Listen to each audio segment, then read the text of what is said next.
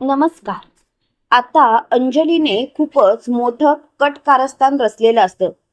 तिने पोलिसांना घरामध्ये बोलवलेलं असतं, तेव्हा मात्र सगळ्यांच्या नजरा फिरलेल्या असतात. ईश्वरीला तर खूप मोठा धक्काच बसलेला असतो. त्यावेळेला आजी मोठ्याने बोलते, पोलीस पोलिसांना कुणी बोलावलं? तेव्हा लगेच अंजली बोलते, मी बोलावलं, मी. कारण काहीही झालं तरी यांचा ऍक्सिडेंट कसा झाला हे सत्य मला जाणून घ्यायचं आहे. तेव्हा मात्र ईश्वरी खूपच घाबरते. त्यावेळेला अंजली ईश्वरीला बोलते, ईश्वरी ईश्वरी शांत हो. तुला घाबरायची गरज नाही, कारण माझा तुझ्यावरती पूर्ण विश्वास आहे. माझ्या नवऱ्याचा ऍक्सिडेंट तू घडवून आणलाच नाहीस. तेव्हा ईश्वरी बोलते, अंजली ताई तुम्ही काळजीच करू नका. तुमचा हा विश्वास माझ्यासाठी खूपच मोलाचा आहे. अंजली ताई तुम्ही जे जे कराल त्यामध्ये मी तुम्हाला साथ देईन. तेव्हा लगेच अंजली बोलते, ते तर मला माहितीच आहे ईश्वरी, तुला सांगायची गरजच नाही. पण एक गोष्ट मात्र लक्षात ठेव, कितीही काहीही झालं तरी सुद्धा लवकरात लवकर आपल्याला या सत्याच्या मुळापर्यंत जायचं आहे. इकडे मात्र राकेश खूपच घाबरलेला असतो. त्याची चांगलीच भंबेरी उडालेली असते. तो म्हणत असतो, वाट वाट लावला या बाईने. काय गरज आहे या बाईला मोठेपणा करायची? मध्ये मध्ये चोमडेपणाच करत असते. आता माझ्या ऍक्सिडेंटचा विषय हिला काढायची गरजच काय? आता जर का हिने ऍक्सिडेंटचा विषय काढलात आणि ती केस पुन्हा एकदा रिओपन केलात तर मात्र माझं सर्व सत्य हिच्या समोर येणार आणि मग ही बाई सगळं काही उद्ध्वस्त करणार. मला तर कळतच नाहीये की काय करावं ते. पण मला शांत राहून चालणार नाही. मला काहीतरी केलंच पाहिजे. तेवढ्यात मात्र आपल्याला असं पाहायला मिळतं की राकेश अंजलीला बोलतो, अंजली अगं हे सर्व कशाला करतेस? अंजली मॅडम मला कळतंय तुमच्या मनाचा मोठेपणा, तुमच्या मनात काय काय प्रश्न निर्माण झाले असतील. तेव्हा अंजली बोलते, कशाला करतेस म्हणजे? तुम्ही काय बोलताय कळतंय का तुम्हाला? अहो जरा तरी विचार करा तुमच्या वागण्याचा. तुम्हीच जर का असं बोलायला लागला तर मी कोणाकडे पाहायचं? अहो तुमची ही अवस्था बघून माझ्या मनाला किती त्रास होत असेल तुम्हाला कळतच नाहीये आणि तुम्ही कधी समजूनच घेऊ शकत नाही. अहो तुमची तर स्मरणशक्ती गेलीये, पण इथे मात्र सगळं जग थांबलंय ते आमचं थांबलंय. तुम्हाला कळतंय? अहो माझ्या मुलीला समजायला तर पाहिजे ना. तिच्या वडिलांची स्मरणशक्ती गेलीये हेच सत्य तिच्या समोर ठेवायचं का? तुम्हाला वाटत नाही का तुम्हाला तुमच्या मुलीला जवळ घ्यावंसं? तेव्हा मात्र राकेश बोलतो, मला सगळंच वाटतं, मला सगळंच समजतंय. तुमच्या मनाची काय काय अवस्था झाली असेल. तेव्हा अंजली बोलते, मग तुम्ही गप्पच बसा. तुम्ही काही बोलूच नका. जर का तुम्हाला असं काही वाटलं असतं ना तर हे प्रश्न तुम्ही माझ्या समोर निर्माण केलेच नसते. तर इकडे इन्स्पेक्टर साहेब हॉस्पिटलमध्ये आलेले असतात. त्यावेळेला इन्स्पेक्टर साहेब म्हणतात, डॉक्टर आम्हाला तुमच्याशी एका केसबद्दल बोलायचं आहे. तेव्हा लगेच डॉक्टर बोलतात, बोला ना. आणि त्याच वेळेला डॉक्टरांजवळ इन्स्पेक्टर साहेब राकेशचा विषय काढतात. तेव्हा मात्र डॉक्टरांना चांगलाच घाम फुटलेला असतो. त्यावेळेला डॉक्टर इन्स्पेक्टर साहेबांना बोलतात, त्या राकेशबद्दल काय विचारायचं आहे तुम्हाला? अहो त्यांची तर स्मरणशक्ती गेली आहे. तेव्हा लगेच इन्स्पेक्टर साहेब बोलतात, बस तुमच्या चेहऱ्यावरूनच समजलं काहीतरी कुठेतरी पाणी मुरतंय. आणि आता जर का तुम्ही सत्य लपवण्याचा प्रयत्न करत असाल ना तर हे चुकीचं करताय. प्लीज हे सर्व थांबवा. तेव्हा मात्र मोठ्याने डॉक्टर बोलतात, आम्ही कसलंही सत्य लपवण्याचा प्रयत्न करत नाही आहोत. तुम्ही असं कसं काय बोलू शकता? त्यावेळेला लगेच इन्स्पेक्टर साहेब म्हणतात, काय ना डॉक्टर तुम्ही प्रामाणिक राहा. तुम्ही असं काय केलंय ज्याची तुम्हाला भीती वाटते? तेव्हा मात्र डॉक्टर बोलतात, हे बघा मला माफ करा पण मी तुम्हाला नाही सांगू शकत. अहो तो माणूस नाही तर सैतान आहे, सैतान. अहो त्यांनी माझ्या कुटुंबाला किडनॅप करून ठेवलं आणि हे सर्व काम माझ्याकडून करून घेतलं. माझा सुद्धा पर्याय नव्हता. त्या माणसाचा ऍक्सिडेंट वगैरे काहीच झाला नाही आणि त्याची स्मरणशक्ती सुद्धा गेलेली नाही. तो अगदी व्यवस्थित आहे. हे ऐकताच इन्स्पेक्टर साहेब बोलतात, तुम्हाला लाज नाही वाटली? अहो तुम्ही हे सर्व सत्य लपवून ठेवलं, त्यामुळे केसला एक वेगळंच वळण लागलं. तुम्हाला कळतंय का? तुम्ही हे असं सर्व करायची गरज काय होती? तेव्हा मात्र मोठ्याने डॉक्टर म्हणतात, प्लीज प्लीज असा विषय नाहीये. तुम्ही असा विचारच करू नका, माझ्या बाजूने विचार करा. तेव्हा मात्र डॉक्टर खूपच चिडलेले असतात. आणि त्याच वेळेला डॉक्टर म्हणतात आता सगळं काही संपलंय, आता मला हा विषय वाढवायचाच नाहीये, प्लीज मला या सर्व गोष्टींमध्ये धरू नका, नाहीतर उगाच नको ते होऊन बसेल. त्यावेळेला लगेच डॉक्टर असं बोलतात, इन्स्पेक्टर साहेब बोलतात, अहो तुम्ही तुमच्या कुटुंबाचा विचार करताय, पण तुम्ही जेव्हा हे सत्य सांगितलं तेव्हा त्या अंजली मॅडमची काय अवस्था झाली. अहो तुम्हाला कळतंय का, त्यांच्या पदरात एक मुलगी सुद्धा आहे आणि तुम्ही मात्र हे सर्व करायची गरजच काय होती. तेव्हा मात्र डॉक्टर खूपच चिडलेले असतात. त्यावेळेला डॉक्टर मोठ्याने बोलतात, आता हे सगळं काही संपल्यात जमाय आणि आता मला या विषयावर काही एक बोलायचं नाही, आता हा विषयच मला वाढवायचा नाहीये, प्लीज हे सर्व इथल्या इथे थांबवा. तेव्हा मात्र इन्स्पेक्टर साहेब बोलतात, पण तुम्हाला काय वाटतं कोण होती ती माणसं. तेव्हा लगेच डॉक्टर बोलतात, ज्या गुंडांनी हा ऍक्सिडेंट घडवून आणला ना त्याच गुंडांना या सर्व गोष्टी विचारल्या पाहिजेत, कारण आता तर पर्यायच नाही आपल्याकडे. तेव्हा मात्र डॉक्टरांची खूपच चिडचिड होते आणि त्याच वेळेला डॉक्टर मोठ्याने बोलतात, आता सगळं काही संपल्यातच जमाय, आता हा विषय तर मला वाढवायचा नाहीच आहे, पण आता जे काही चालू आहे ना ते लवकरात लवकर संपवावंच लागेल, नाहीतर नको ते होऊन बसेल. त्यावेळेला मोठ्याने डॉक्टर बोलतात, काय करायचं आहे. तेवढ्या तिथे अर्णव आलेला असतो आणि ईश्वरी आलेली असते. स्वतः इन्स्पेक्टर साहेबांनी त्यांना बोलवलेलं असतं आणि घडलेला सगळा प्रकार त्यांच्या कानावर घातलेला असतो. त्यावेळेला अर्णव बोलतो, मला तर खात्रीच होती की हा माणूस या लेवलला जाणार, पण काय ना त्या गुंडांनी जो हल्ला केला ना त्या गुंडांना आपण समोर आणलं पाहिजे अंजली ताईच्या, आणि जेव्हा ते गुंड स्वतःच्या तोंडाने तिच्या नवऱ्याबद्दल काही बाई सांगतील ना तेव्हाच हे सगळं नीट होईल. तेव्हा मात्र मोठ्याने इन्स्पेक्टर साहेब बोलतात, तुम्हाला वाटतं तेवढं सोपं नाही, त्या ज्या माणसाने जे काही ठरवलंय ना ते अगदी अगदी योग्य पद्धतीने ठरवलेलं आहे आणि तुम्ही मात्र आता शांत राहू नका, तुम्ही मात्र काहीतरी करा आणि या गोष्टीचा नीट विचार करा. तेव्हा मात्र त्यांची खूपच चिडचिड झालेली असते. त्याच वेळेला लगेच डॉक्टर म्हणतात, आता सगळं संपल्यात जमाय असं वाटतंय, पण आता मात्र काही गोष्टी आपल्याला हाताळायलाच पाहिजेत, कारण आपल्याकडे दुसरा पर्यायच नाहीये. आपल्याला शांत राहून चालणार नाही, तर आपल्याला या गोष्टीचा नीट विचार करायला पाहिजे.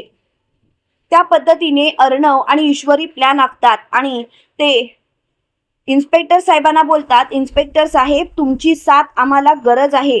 तेव्हा लगेच इन्स्पेक्टर साहेब बोलतात, तुम्ही काळजी करू नका, तुम्हाला जी जी साथ पाहिजे ना ती साथ मी देईन, तुम्हाला काळजी करायची गरजच नाही, मी आहे ना तुमच्या सोबत. त्यावेळेला मात्र ईश्वरी, अर्णव आणि इन्स्पेक्टर साहेबांनी हात मिळवलेला असतो आणि त्यांच्यासोबत डॉक्टर सुद्धा असतात. इकडे आपल्याला असं पाहायला मिळतं, अंजली एकटीच हॉलमध्ये बसलेली असते. त्यावेळेला वल्लरी अंजलीला बोलते, काय झालं अंजली, अगं कसला विचार करतेस तू. तेव्हा लगेच अंजली बोलते, मला तर यांचं वागणंच कळत नाहीये, हे असं का वागतायत, का का माझ्या बाजूने हे विचार करत नाहीयेत, यांना समजत नाहीये का मी जे काही करते ते यांच्यासाठी करतेय, जेणेकरून यांच्या गुन्हेगाराला शिक्षा मिळेल. तेव्हा वल्लरी बोलते, हा माणूस कसा आहे ना ते तुला माहिती नाहीये, काही झालं ना तरी सुद्धा तू त्याचीच बाजू घेतेस. तेव्हा मात्र अंजली बोलते, मामी काय झालंय तुला, तू यांच्या विरोधात का बोलतेस, मामी तू असं कसं काय बोलू शकतेस. त्यावेळेला लगेच वल्लरी बोलते, अगं मी त्यांच्या विरोधात नाही तर त्यांच्या बाजूनेच बोलतेय. अगं बघितलंस ना तू, ते बिचारे किती साधे भोळे आहेत ते.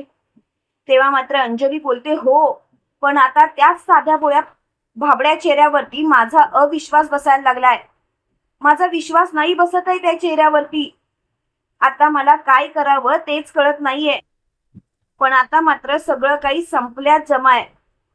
त्याच वेळेला मात्र अंजली बोलते, काही झालं तरी सुद्धा मला माझ्या नवऱ्याच्या गुन्हेगाराला सर्वांसमोर आणायचंय आणि जोपर्यंत त्या गुन्हेगाराला मी सर्वांसमोर आणत नाही तोपर्यंत मी शांत बसणार नाही. तेव्हा मात्र तिची खूपच चिडचिड होते आणि त्याच वेळेला मोठ्यानी ईश्वरी बोलते, एक मिनिट अंजली ताई ज्या माणसावरती एवढा पूर्ण विश्वास ठेवताय खरोखर तो माणूस त्या लायकीचा आहे का, या गोष्टीचा तरी विचार करा. अंजली ताई, मला तुमच्याकडून ही अपेक्षा नव्हती. अंजली ताई, तुम्ही सारासार गोष्टींचा विचार करता आणि स्वतःच्या नवऱ्याच्या बाबतीत मात्र नको ते बोलताय. त्यावेळेला मात्र मोठ्यानी काही झालं तरी अर्णव बोलतो, ताई आजपर्यंत मी शांत होतो, पण आता मात्र माझ्याकडे सबळ पुरावा आहे. तू या माणसाच्या सगळ्या गुन्ह्यांसाठी माझ्या बायकोला जबाबदार ठरवलंस. मी काहीच बोललो नाही, कारण ताई माझ्याकडे पर्यायच नव्हता. पण आता मात्र मला या गोष्टीचा त्रास व्हायला लागलाय. कितीही काही झालं तरी सुद्धा मी आता शांत नाही बसणार. तेव्हा मात्र तिची खूपच चिडचिड होते आणि त्याच वेळेला लगेच मोठ्यानी ईश्वरी बोलते, अंजली ताई, आता आम्ही तुमच्या समोर असे काही पुरावे सादर करणार आहोत, ते पुरावे बघितल्यानंतर तुमची पोबडी वळेल.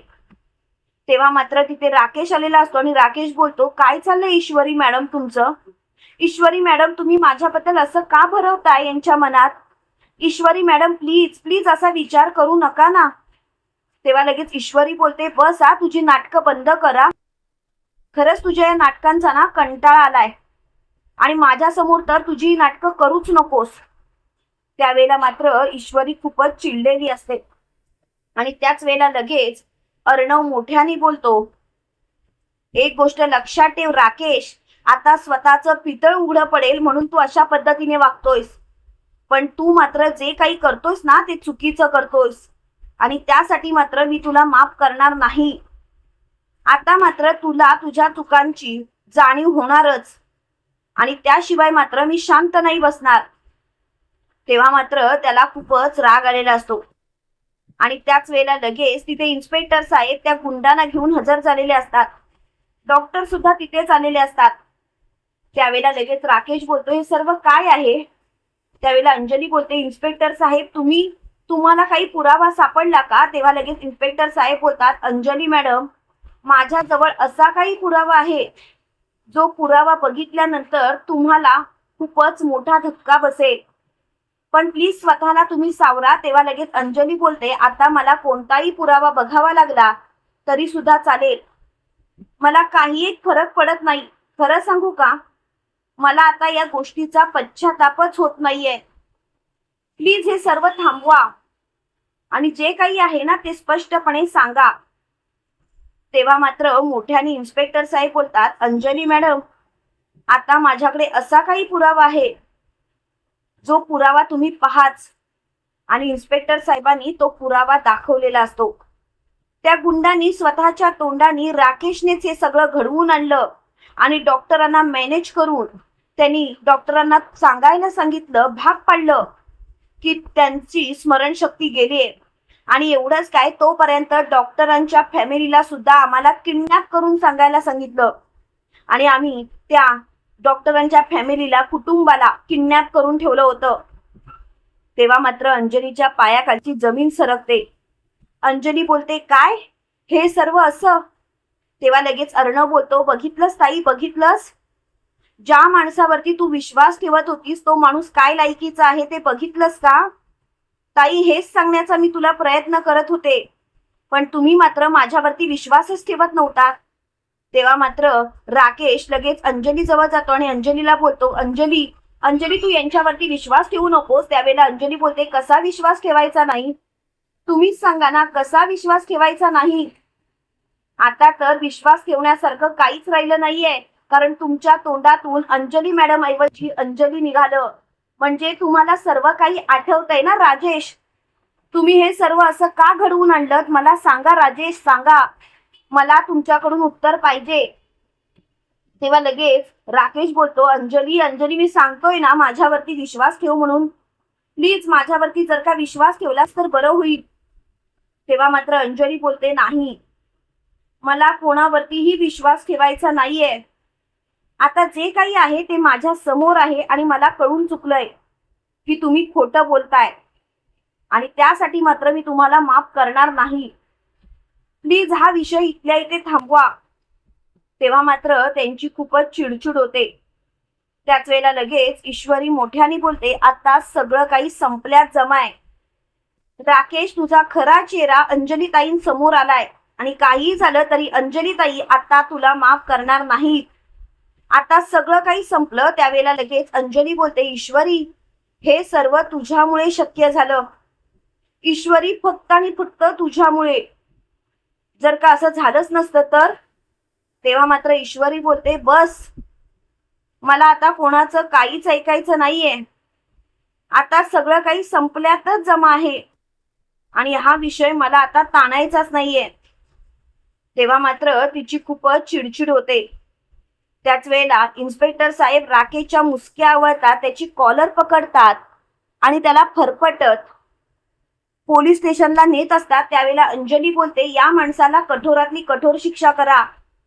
या माणसाचा खरा चेहरा माझ्या समोर आलाय, त्यामुळे मी या माणसाला कधीच माफ करणार नाही.